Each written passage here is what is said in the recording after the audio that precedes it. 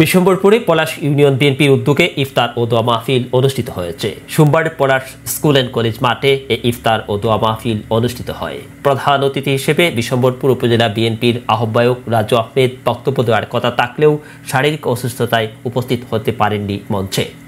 তবে উপজেলা বিএনপির আহ্বায়ক কমিটির সদস্যবৃন্দ, উপজেলা যুবদল, কৃষক দল, স্বেচ্ছাসেবক দল, ছাত্রদল সহ তৃণমূল পর্যায়ের নেতাকর্মীরা উপস্থিত ছিলেন।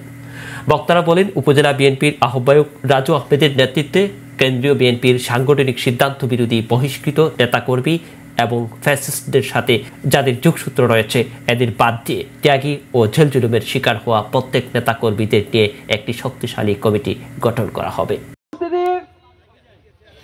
আমরা আজকে যে আহ্বায়ক কমিটি পেয়েছি, এই আহ্বায়ক কমিটিকে আমরা স্বাগত জানাই। لقد جاءت رسل ربنا بالحق ربنا ظلمنا أنفسنا وإن لم تغفر لنا وترحمنا لنكونن من الخاسرين ربنا آتنا في الدنيا حسنة